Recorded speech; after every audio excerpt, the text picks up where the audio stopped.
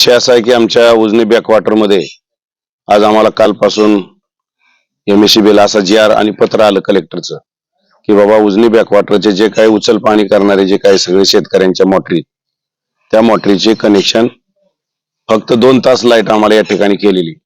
आज आमचं जर बघितलं तर आज या उजनी बॅकवॉटर मध्ये जवळजवळ करमाळा तालुक्यातील जवळजवळ 20 ते 22 लाख टन ऊस असं उभा आहे. आणि मग अशा परिस्थितीमध्ये आता जुलै महिन्यामध्ये जर आमची कनेक्शन 2 तासावर जर आली तर आम्हाला उद्याच्याला कारखाना चालू व्हायला कमीत कमी ऑक्टोबर नोव्हेंबर येणार. मग यावेळी जवळजवळ 4 महिन्यामध्ये आमचा ऊस आणि जी काही उभी पिकं आहेत ही सगळी जळून जाणार आहेत. मग त्याच्यामुळं शासनाने हा जो जुलै महिन्यामध्ये जो निर्णय घेतलाय तो अतिशय चुकीचा आहे, आमच्यावर अन्याय करणारा आहे. आणि मग 2 तासामध्ये आम्ही साधं जनावराला पाणी सुद्धा तिथं पाजू शकणार नाही अशी परिस्थिती आज आहे. आज पावसाचे दिवस अजून डिसेंबर पर्यंत आहेत. शासनाने पाहिजे तर आता जर बघितलं तर तुम्ही इंद्रायणी नदी दुथडी भरून चाललेली, आज वरून फ्लो चालू आहे, पुण्यामध्ये पाऊस चालू आहे आणि आज जवळजवळ 9 तारखेपर्यंत पावसाचा चांगला अंदाज आहे असा हवामान खात्याचा सुद्धा आम्हाला रिपोर्ट आहे. असं असताना सुद्धा आम्हाला कुठेही विश्वासात आज वास्तविक पाहता ह्या मीटिंग होऊन जिल्हा लेवलचे काही आमदार असतील, सर्व लोकप्रतिनिधी असतील आणि त्या ठिकाणी कलेक्टरला बोलवून वास्तविक पाहता सगळा आढावा घेऊन हा निर्णय घ्यायला अपेक्षित होतं. परंतु कुठलाही आमचा विचार न करता आज आमचा हातात तोंडाला आलेला घास आहे. आज पिकं आमची आज कशी तरी आम्ही जोपासतोय आणि आता जर जुलै महिन्यामध्ये जर हे कनेक्शन बंद झाली तर आमचं आजच आम्हाला तुम्हाला सांगतो आम्ही अतिशय लाखो रुपयाचं कोट्यावधी रुपयाचं शेतकऱ्याचं नुकसान होणार आहे. तर आमची विनंती अशीच आहे की बाबा जुलै महिना आहे, ऑगस्ट आहे, 3 महिने अजून पावसाचे आहेत, ह्याच्यामध्ये कुठलेही गायगडबड करायचा सुद्धा विचार ह्या सरकारने केला पाहिजे. आज तुम्ही वारीसाठी सुद्धा पाणी तिथं राखीव ठेवलं जात आहे. मग आमच्या बॅकवॉटरसाठी सुद्धा या उजनी धरणाच्या विस्थापित झालीत आमची गावच्या गावं. आज उजनी धरणामध्ये तसा जर पाहिलं तर 27% मायनस पाणी साठा आहे, म्हणजे अतिशय उजनीचा डे स्टॉक सगळ्यात जास्त आहे महाराष्ट्रात. मग असं असताना मग आमचं हक्काचं पाणी गेलं कुठं? आम्ही धरणग्रस्त आहे, आमच्या जमिनी पाण्यात गेल्या, आमची गावं पाण्यात गेली. मग आमचं कुणी वाली नाही का? तुम्ही राखीव वारीसाठी पाणी ठेवताय आणि मग आम्हाला सुद्धा राखीव कोटा दिला पाहिजे, कारण पाणी उजनीमध्ये चांगल्या पद्धतीचा आज तर स्टॉक आहे उजनीमध्ये. असं असताना सुद्धा आज आमचे कनेक्शन कट केली जात आहेत. हा फार मोठा आमचा अन्याय आहे.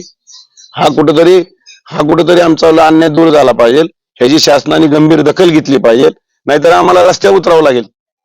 आज आमच्या 2 महिन्यामध्ये तर 2-3 महिन्यामध्ये एकही आमचं आता जे उभा पीक आहे ते कसलंच राहणार नाही. आम्ही जनावराला सुद्धा चारा करू शकणार नाही. हा विचार आमचा कुठेतरी या पुनर्वसन म्हणून आमच्या धरणग्रस्ताचा झाला पाहिजे आणि करमाळा तालुक्याच्या जो काय आमची कनेक्शन आज कपात केलीत ते पूर्वत 6 तासामध्ये करावीत अशी आमची विनंती. कारण अजून पावसाचे 2-3 महिने आहेत.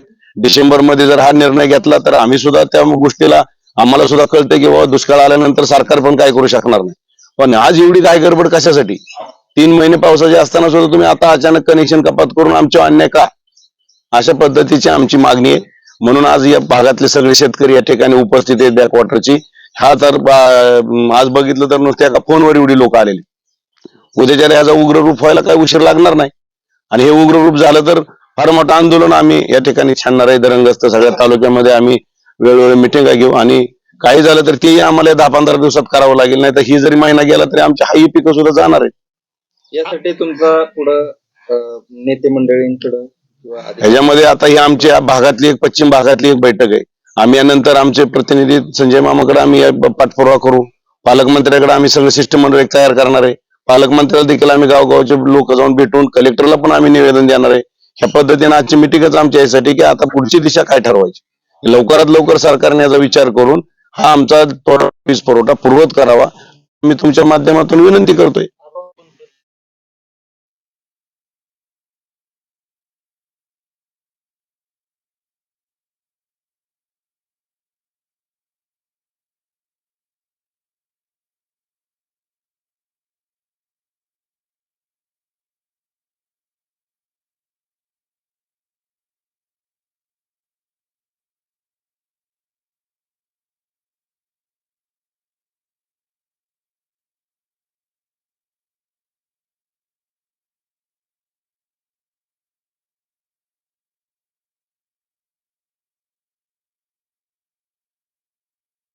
कोणीच ऐकून घेत नाही.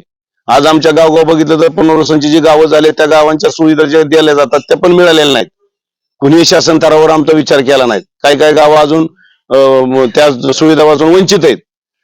तरी ठीक आहे, आमच्या पद्धतीने लोक आज या उजनीवरती आमचं कुठेतरी सगळी उपजीविका अवलंबून आहे. आमच्या पद्धतीने सगळ्या लोकांनी आपापली घरदारं रानानी वगैरे बांधली. फारसं काय गावात आम्ही फारही देत नाही, पण तरी पण आज आमचा रोजीरोटीचा प्रश्न आहे.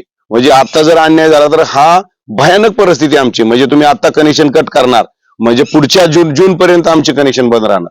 म्हणजे सलग 2 वर्ष आम्हाला पाणीच मिळणार नाहीये.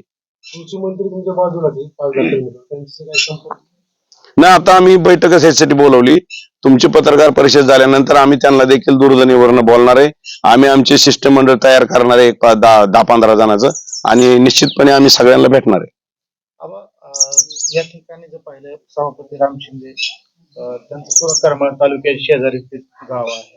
त्याचप्रमाणे कृषी मंत्री सुद्धा इथून हाकेच्या अंतरावर त्यांचं सुद्धा या ठिकाणी तालुका आहे. तसं जर पाहिलं तर त्या दोन्ही ठिकाणी जर म्हटलं तर 6 तास 8 तास अशा प्रकारे लाईटची व्यवस्था आहे, परंतु करमाळ तालुक्यालाच कुठेतरी 2 तास केली जाते. मला आम्ही तेच म्हणतोय की आम्हाला तीच अपेक्षा आहे की बाबा आम्ही बाकीच्या जिल्ह्याला लाईट तोडा किंवा त्यांना ज्यास दिली आमचा अजिबात दुमत नाही. ते पण शेतकरीच आहेत. शेवटी हा निर्णय घेत असताना काय नुसता करमाळ्यावरतीच घेणार आहे असं नाही. आज ना उद्या ते काय निर्णय होईल ते बी बघावं लागेल. परंतु आज तर आमच्यावर पहिली कुऱ्हाड आमच्यावर पडलेली. आज पलीकडच्या तालुक्यामध्ये काय झालं ह्यापेक्षा आमच्यावर अन्याय झालाय. आमचं म्हणणं उजनी धरणातली जेवढी बॅकवॉटरचे शेतकरी आहेत यांचं कनेक्शन कपातच करू नये. 6 तास त्यांना लाईट ठेवावी. डिसेंबर पर्यंत शासनाने वाट बघावी. डिसेंबर नंतर कारखाने चालू झाले तर जिथं जिथं बाबा काय परिस्थिती ज्या वाईट आहे त्याचा ऊस आम्ही कारखान्याला गाळप करू. आणि जे काही शेतकरी त्याला 3 महिने मिळेल त्याला अल्टिमेट मिळेल की बाबा आपण आता पुढचं पीक करायला नको. पण आता शेतातले पिकं जळायला लागल्यानंतर ह्याचा आज फार मोठा अन्याय आहे ना. आम्हाला जर तशा सूचना दिल्या असत्या की बाबा तुम्ही पुढील पिकं करू नका, डिसेंबर मध्ये तुमचं कनेक्शन कपात होणार आहे, जुलैमध्ये पावसाळ्याच्या दिवसात कनेक्शन कपात होणं ही फार मोठा अन्याय आहे. म्हणजे आज पाऊस पडणार आहे असं पण म्हणताय तुम्ही, मग आजच आमच्या अन्याय का? डिसेंबर पर्यंत वाट बघावी सरकारने. डिसेंबर मध्ये पाऊस काळ सगळा आढावा आम्हाला बी कळतंय की बाबा काही संकेत आहेत हवामानाचे की दुष्काळजन्य परिस्थिती आहे, हे आम्हाला बी कळतंय. पण इतक्या लवकर आमच्यावरच गदा का? नेमकी आमचीच कनेक्शन कपात कशासाठी? आणि तो 27% मायनस आहे. 40% असताना 5 तास लाईट होती. बघा तुम्ही मागचा इतिहास. त्यावेळेस पवार साहेब म्हणले की उजनी धरणाच्या शेतकऱ्यांवर फार मोठा त्यांनी त्याग केलेला आहे. त्यांना 5 तास लाईट ठेवावी. आम्ही 5 तासामध्ये त्यावेळेस सुद्धा काही आमची पिकं नव्हती. फार तर जनावराला चारा करत होती, काही लोकांची हलकी पिकं होती. अशा परिस्थितीमध्ये हा निर्णय शासनाने बदलायला पाहिजे आणि उजनी धरणाच्या शेतकऱ्यांना 6 तास लाईट दिली पाहिजे. लोकप्रतिनिधींचा अपयश आहे का? आता ह्याच्यामध्ये बघावं लागेल. आम्ही कोणावर टीका टिप्पणी करणार नाही.